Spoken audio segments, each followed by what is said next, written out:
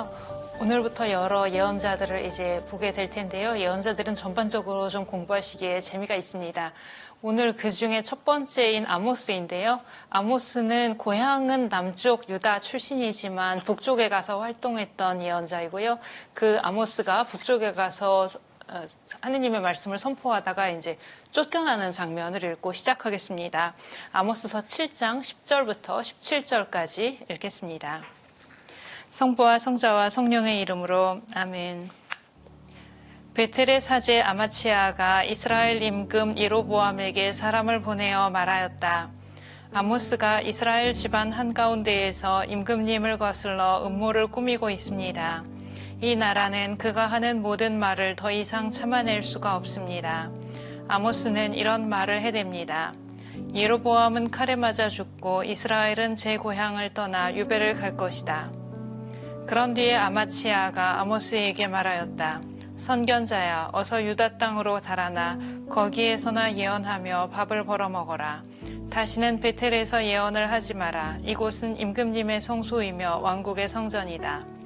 그러자 아모스가 아마치아에게 대답하였다. 나는 예언자도 아니고 예언자의 제자도 아니다. 나는 그저 가축을 키우고 돌무화과 나무를 가꾸는 사람이다.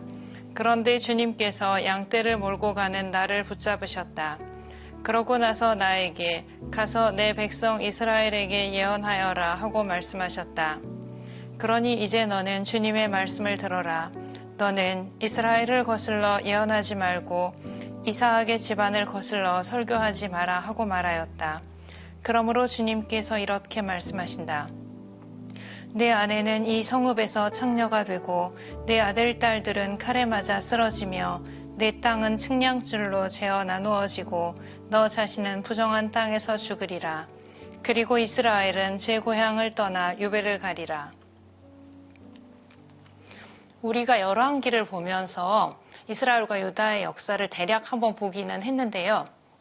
근데 예언자들을 보면서는 그 부분을 이제 보게 될 것이고, 그리고 오늘 아모스서부터 시작해서 아모스, 호세아, 그 다음에 이사야의 상당 부분 갈 때까지 시대적 배경이 거의 아시리아로 다 설명이 됩니다. 그래서 오늘은 그 아시리아가 성장하고 이럴 때 있었던 그 시대적인 배경들을 먼저 보고 그 다음에 아모스 예언자에 대해서 알아보도록 하겠습니다. 그러니까 아모스가 북쪽에서 활동을 했다고 그랬거든요. 이제 앞으로 여러 예언자들을 보게 될 텐데 사실 북쪽에서 활동한 예언자는 아모스하고 호세아 두 사람밖에 없습니다. 이유는 북왕국이 먼저 멸망을 했기 때문이지요. 그 다음에 예언자들은 다 남쪽에서 활동하게 되고요. 근데 그 중에서도 아모스는 이제 원래 고향은 남쪽 사람인데 북쪽에 가서 예언자로 활동을 했던 경우가 됩니다. 아모스, 호세아는 활동을 한 시기도 거의 같아요. 그래서 다음 주에 호세아를 할 때는 시대적 배경 같은 거 안 할 거거든요.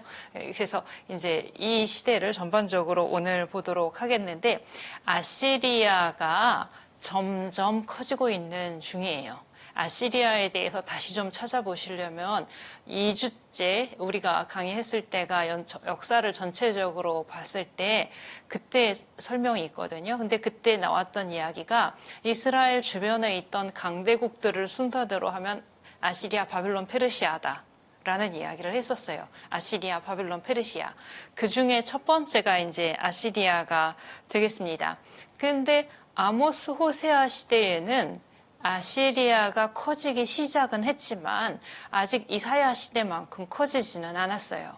그러니까 아시리아가 커지기 시작을 했고 앞으로도 굉장히 커질 것이고 결국 북왕국 이스라엘이 아시리아에 의해서 멸망을 하게 될 것이지만 우린 그걸 알고 있지만 근데 아직은 아시리아가 그렇게까지 커지지는 않은 것이에요.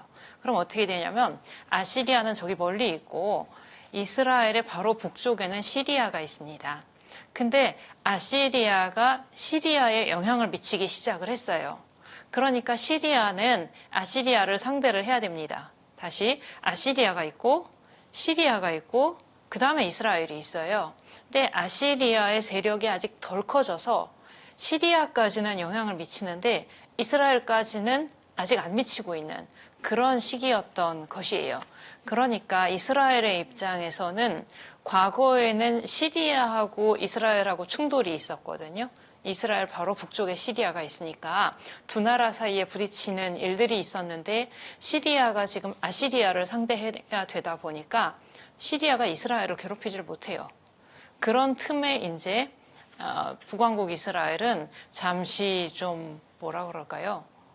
일시적인 평안함이라고 해야 될까? 사실은 이게 더 큰 위험을 앞두고 있는 것이기는 하지만 일단은 시리아가 괴롭히지를 않고 있으니 어느 정도 좀뭐 외세의 침략 같은 거는 덜 겪는 그런 시기를 맞게 됩니다. 이때의 임금은 예로보암 2세이고요. 예로보암 2세가 기원전 787년부터 747년까지 왕위했습니다. 제가 연도를 이렇게 빨리 이야기한 거는 숫자 자체가 그렇게 중요한 건 아니기 때문인데요. 대략 기원전 8세기고 40년 동안 왕위에 있었어요.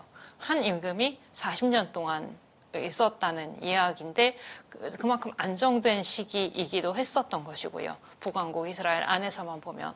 근데 이런 안정이나 이런 평안함이 사실 매우 일시적인 것이었습니다. 조금 전에 제가 예로보암 2세가 왕위에 40년을 있었다 그랬는데요. 787년부터 747년 하고 남은 747년에 죽고 나라가 멸망을 한 게 722년이거든요. 그러니까 이 사람이 40년 동안 왕위에 있었다가 그 예로보암 2세가 죽고는 25년 후에 나라가 멸망을 하는 것이에요.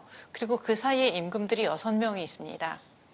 그렇게 짧은 기간에 많은 임금들이 있을 수 있는 거라는 말이 좀 그렇죠? 좋은 일이 아닌데 그렇게 여러 임금들이 있었던 것은 그만큼 왕위에 있다가 뭐 죽임을 당한다거나 쫓겨나거나 이런 경우들이 꽤 있었기 때문인 것이죠. 그리고 그 이유도 다 아시리아입니다.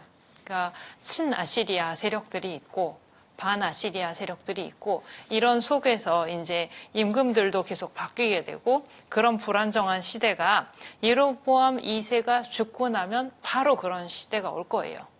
그러니까 지금은 잠깐 아시리아 때문에 시리아가 이스라엘을 못 괴롭혀서 이스라엘은 좀 평안한 시기 같고 안정된 시기 같지만 사실은 아시리아가 더 커지면 이스라엘은 평화롭지 못할 것이고 임금도 지금 임금은 40년을 왕위에 있었지만 그 바로 다음부터 이제 어지러운 시대가 시작이 될 거라는 거예요. 이런 일들이 다가오고 있는데 사람들은 그거를 보지 못합니다. 그러니까 아시리아가 더 커졌을 때 무슨 일이 일어날 것인가 여기까지는 내다보지 못하는 거죠. 그리고 또 한편으로 이제 아모스가 많이 비판을 하게 되는 이유 하나가 있는데요. 이게 뭐냐면 외세의 침략이 없는 시대에 나라 안에서의 갈등이 커지게 되는 것이에요. 빈부의 격차, 사회 불의의 문제 이런 것들이 많이 나타나게 되어서 아모스가 정의를 많이 강조하는 예언자가 되고요. 그런 배경도 다 이 아시리아가 점점 커지고 있는 그 시대 안에서 이루어지는 일들입니다. 이런 배경은 이제 이번 주, 다음 주하고 앞으로도 거의 한 달 동안 계속 아시리아가 커지는 그런 상황 안에서 활동한 예언자들을 우리가 보게 되겠습니다. 이때에 이제 아모스가 등장을 하게 되는데요. 아모스가 어떤 사람인지는 아모스서 1장 1절에서 몇 가지 정보를 알아볼 수가 있습니다. 그 트코아의 목양업자라고 나오는데요. 트코아의 목양업자라고 나오는데 일단 트코아라는 것 자체가 북왕국 이스라엘에 속한 땅이 아니에요. 남쪽에 있는 지역이고 거기서 목양업자, 그러니까 큰 양떼를 가지고 있었던 사람으로 생각이 됩니다. 그렇게 말하자면 자기 나름대로의 생활을 꾸려가고 있었던 사람이고 북왕국 이스라엘의 상황이 어떻게 되는가 하는 거하고 특히 말하자면 사실 좀 별로 관계가 없었던 사람이에요. 남쪽 사람이고 목양업자로 살고 있는 사람이어서 북왕국 이스라엘이 뭐 임금이 어떻게 되거나 아시리아가 어떻게 되거나 그런 것이 이 사람의 개인적인 삶에는 사실 아무런 상관이 없이 살아갈 수 있었던 사람입니다. 그런데 어느 날 하느님이 그를 예언자로 부르시고 그래서 예언자가 되어서 이제 고향도 떠나서 가서 활동을 하게 되는 그런 사람이지요. 지금 사람들이 장차 다가올 더 큰 위험을 보지 못하고 그냥 이제 아시리아인데요. 아시리아가 더 커졌을 때, 그러니까 아까 우리는 이미 알고 있다고 했었잖아요. 북왕국 이스라엘이 결국은 아시리아에서 멸망하게 될 것을, 멸망이 그렇게 다가오고 있는데 이것을 보지 못하고 태평한 줄 알고, 저기 아모스서에 나오는 표현들을 보면 상아로 된 침상 위에 자리를 잡고 송아지를 잡아먹고 술을 퍼마시고 이런 표현들이 많이 나옵니다. 아모스서에. 사람들이 그렇게 지내고 있을 때 아모스는 이런 말을 합니다. 처녀 이스라엘이 쓰러져 다시는 일어나지 못하는구나. 처녀 이스라엘이 쓰러져 다시는 일어나지 못하는구나. 이미 쓰러졌다는 거예요. 남들이 볼 때는 아직 안 쓰러졌죠. 그리고 잘 지내고 있고 번영을 누리고 있다고 생각하고 안정된 시대라고 생각을 하는데, 아모스는 그 멸망이 이미 다가오는 것을 보고 있기 때문에 쓰러졌다고, 이미 쓰러졌다고, 일어나지도 못할 것이라고 이렇게 말을 합니다. 그 시대에 아까 외적의 침입은 없었지만 빈부의 격차가 커지고 부유한 사람들은 가난한 사람들을 착취하고, 아까 뭐 상아로 된 침상이나 막 이런 표현들 나왔었잖아요. 그렇게 되고 있었을 때 사마리아가 이제 북왕국 이스라엘의 수도인데, 거기서 부유층들이 살고 있었던 사치스러운 생활, 이런 것을 아모스가 비판을 하고요. 또 그 사람들이 가난한 사람들을 억압하는 것에 대해서 매우 강하게 비판을 합니다. 심판을 선고하고요. 하느님이 개입하실 것이라는 것, 멸망이 다가온다는 것, 이런 이야기들을 합니다. 그 시대의 북왕국 이스라엘 사람들을 생각하면, 어떻게 생각하면 저렇게 앞날이 안 보일까? 라는 생각이 들기도 하지요.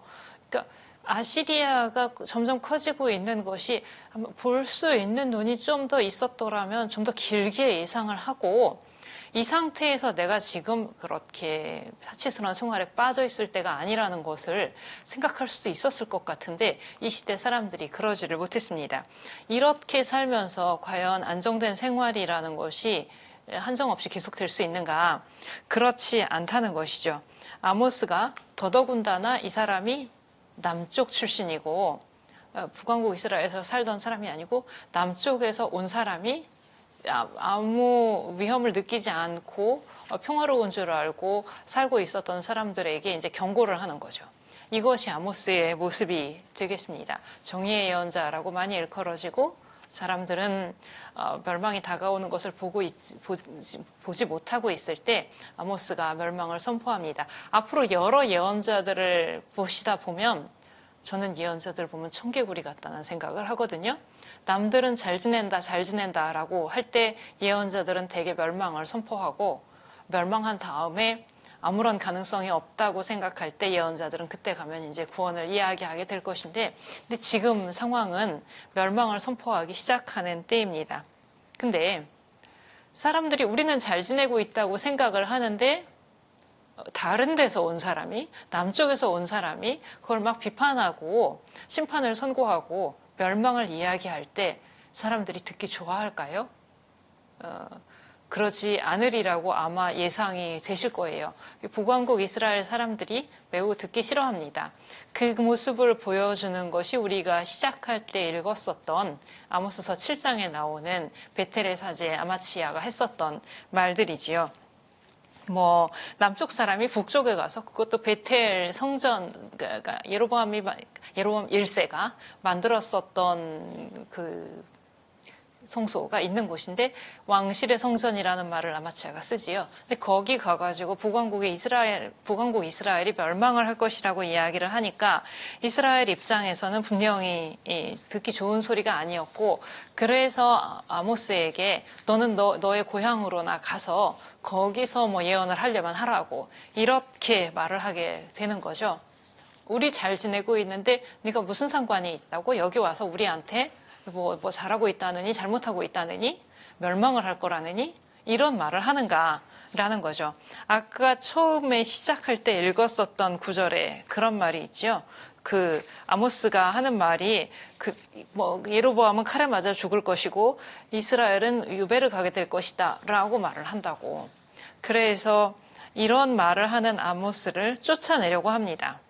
여기서 그런 듣기 싫은 소리 하지 말고 너의 고향으로 물러가라 라고 말을 하는 것이죠.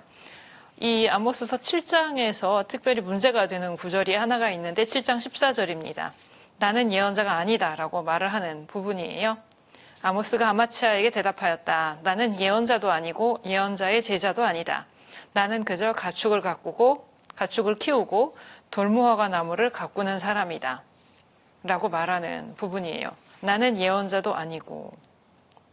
이게 문제가 되는 이유는 아모스가 예언자이기 때문에, 그러니까 예언자인데 왜 이 사람이 나는 예언자가 아니고 라고 말을 하는 것인가에 대해서 좀 이렇게 분분한 의견들이 있습니다. 어떤 사람들은 나는 예언자가 아니었다라고 해석을 하기도 합니다. 사실 히브리어 문장에는 이 문장에 동사가 없기 때문에 가능한 해석이기는 해요. 나는 예언자가 아니었다. 전에는 예언자가 아니었고 다른 일을 하는 사람이었는데 근데 하느님이 어느 날 부르셔서 예언자가 되게 하셨다. 이런 뜻으로 해석을 하기도 하는데요. 아니면 그대로 지금 우리 성경에 나와 있는 것처럼 현재로 나는 예언자가 아니다라고 번역을 하고 설명을 할 수도 있습니다. 저는 이 두 번째 설명을 주로 하려고 먼저 거를 잠깐 이렇게 지나가면서 말씀을 드린 거고요. 우리 성경에 나와 있는 번역대로 나는 예언자가 아니다라고 말을 하면 이게 무슨 뜻인가? 그 아마치아가 했던 말을 보면 좀 이해를 할 수가 있습니다. 아마치아가 아모스에게 그렇게 말을 했지요. 너의 고향에나 남쪽에나 가서 예언을 하면서 밥을 벌어먹어라 라고 말했었던 거. 이것이 말하자면 아마치아가 가지고 있었던 예언자에 대한 이해를 보여준다? 이렇게 말을 할 수 있을 것 같아요. 말을 하자면 아마치아가 생각했던 예언자라는 거는 밥을 벌어먹기 위한 직업 같은 거죠. 밥을 벌어먹기 위해서 예언을 하는 그렇게 생각을 하는 것이죠. 그랬을 때 아모스가 말하는 나는 예언자가 아니다 라는 말은 나는 밥을 벌어먹기 위해서 예언을 하는 것이 아니다. 먹고 살기 위해서 예언하는 것이 아니다 라는 것을 뜻하는 것이죠. 그 뒤에 나오는 것처럼 뭐 양을 치는 사람이었고 돌무화과를 가꾸는 사람이었고 그리고 1장 1절에서는 또 특호와의 목양업자라고도 말을 했었죠. 그러니까 1장 1절하고 7절하고 7장하고 얼마큼 잘 맞느냐 그런 거에서도 논란이 없지는 않은데 하여튼 보면 아모스서에서는 아모스에게 예언자가 되기 전에 하던 직업이 있었다는 것을 굉장히 강조를 해요. 그게 뭐 목양업자이든 돌무화과 나무를 가꾸는 것이든 말하자면은 그 사람에게는 자기의 삶이 있었고 그것으로 생계도 충분히 유지하고 살아갈 수 있었고 자기 나름대로 살아가던 길이 있는 사람이었었던 것이에요. 그런데 그를 하느님이 부르셨던 것이죠. 어느 날 갑자기 개입을 하셔서 그렇게 부르셔서 북왕국 이스라엘에 가서 나의 백성 이스라엘에게 예언하여라 라고 말씀하셨다고 하는데 북왕국 이스라엘에 가서 심판을 선고하고 멸망을 선포하라고 하시는 것이죠. 여러 예언자들을 보면 글쎄요 어떻게 표현을 해야 좋을지 모르겠는데 어느 날 하느님이 삶에 개입을 하시면 그 전까지 걸어가던 삶을 그대로 걸어가지를 못합니다. 예언자가 되기 전에 예언자로 부르심을 받기 전에 이렇게 살아가던 길이 있어요. 아모스도 자기가 살아가던 길이 있었고 양떼도 있었고 뭐 돌무화과 나무들도 있었고 그게 다 있었는데 그대로 걸어가지를 못하고 어느 날 하느님이 개입하시면 그걸 두고 떠나가야만 되는 것이죠. 아모스에게도 분명히 쉬운 일은 아니었을 것이라고 생각합니다. 제가 농담처럼 그렇게 말을 하거든요. 그 양떼는 누구한테 맡겼을까? 그 돌무화과 나무는 어떻게 하고 갔을까? 이런 말을 제가 하는데 제 머릿속에 그런 그림이 있는 거예요. 길이 이렇게 있고 자기가 쭉 가던 그 방향이 있는데 어느 날 그게 확 꺾어지는 예언자로 부르심을 받는다는 거는 그런 체험이었을 것 같고 그래서 아모스는 예언자가 아니고 예언자의 제자도 아니라고 예언자의 제자는 예언자가 되려고 준비를 하는 사람이죠. 말하자면 양성을 받는. 그런데 아모스는 그런 것을 하고 있지도 않았었다는 거예요. 그러니까 자기 인생의 계획이 나는 나중에 예언자가 돼야지 해서 그 길을 가고 있었던 사람도 아니었는데 그런데 하느님이 그를 부르시고 보내셨다는 것. 아모스서 3장 8절에 그런 문장이 있습니다. 사자가 포효하는데 누가 두려워하지 않을 수 있으랴. 주 하느님께서 말씀하시는데 누가 예언하지 않을 수 있으랴. 내가 예언자가 되고 그 말씀을 선포한다는 것이 지금까지 내가 살아온 삶을 다 깨뜨리는 것이고 나의 길을 계속할 수 없게 만드는 것이라 하더라도 하느님의 말씀이 그에게 내렸을 때 그는 다른 길을 어떻게 할 수가 없었던 것이죠. 자기가 가던 길에서 귀를 꼭 막고 하느님의 말씀 안 들은 것으로 하고 하느님이 나를 찾지 않으신 것으로 하고 그렇게 살아갈 수는 없었다는 거예요. 그래서 어쩌면 환영받지 못하리라는 것도 다 예상했겠지만 북왕국 이스라엘에까지 가서 그렇게 멸망을 선포하는 것이 됩니다. 근데 앞으로 당분간 계속 멸망 이야기가 많이 나올 건데요. 멸망을 하는 순간까지는 계속 멸망 이야기가 나올 수밖에 없게 될 텐데, 근데 미리 좀 생각하셨으면 좋겠는 게 있습니다. 멸망이 끝이 아니라는 거예요. 이사야서에 가면 많이 강조를 할 것인데, 멸망은 끝이 아니고 구원 역사의 한 부분으로서 멸망을 통해서 이스라엘이 결국 하느님을 알게 되고 구원에 이르게 될 것인데 아직은 그것을 모릅니다. 제가 지금 막 너무 빨리빨리 막 지나갔죠. 멸망이 끝이 아니고 멸망을 통해서 이스라엘은 하느님을 알게 될 것이고 구원에 이를 것이다 라고 했는데 사실 그건 아직 알 수 있는 것이 아니에요.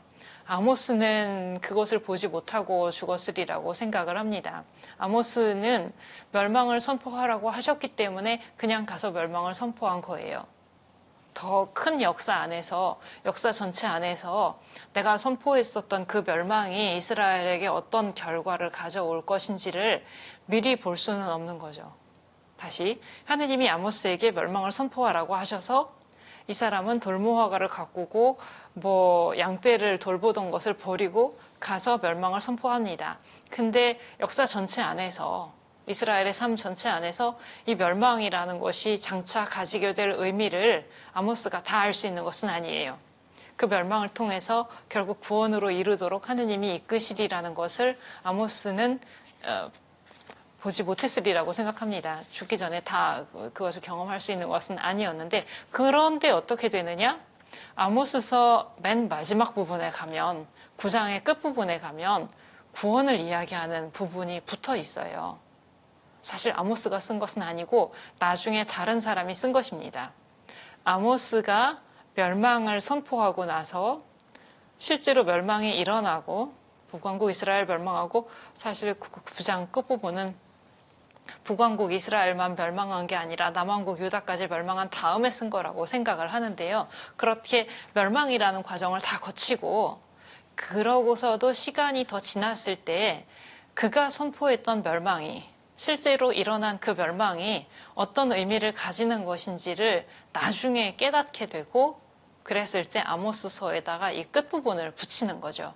근데 이 끝부분에서 이야기하는 것은 구원입니다. 그리고 그 구원은 하느님 편에서 선물로 주시는 구원이에요. 내가 내 백성 이스라엘의 운명을 바꾸어 주겠다고. 그러니까 이스라엘 편에서 무엇을 하는 것이 아니라 이스라엘은 멸망을 겪는데 그런 다음에 하느님 편에서 내 백성 이스라엘의 운명을 되돌려 주겠다고 그렇게 선포를 하시고 결정을 하시고 그 다음에 이루어지는 구원. 어떻게 그런 구원이 가능하게 되는가라는 것은 좀 더 나중에 구원을 선포하는 예언자들 이야기를 할 때, 아니면 다음 주에 호세아서에만 가도 아모스보다는 좀 더 구원을 이야기하거든요. 그런 때 이야기를 하겠고요. 하여튼 아모스는 가장, 그러니까 자기 이름으로 책이 남아있는 예언자들 중에는 가장 빠른 시대로서, 가장 이른 시기의 문서 예언자로서 멸망을 선포했고, 그 멸망을 선포한 배경 같은 거 아까 다 보셨고, 그래서 거부를 당하고 했었지만 결국 하느님의 말씀이 그에게 내렸고 하느님이 그를 부르셨을 때에는 그는 멸망을 선포할 수밖에 없었다는 것.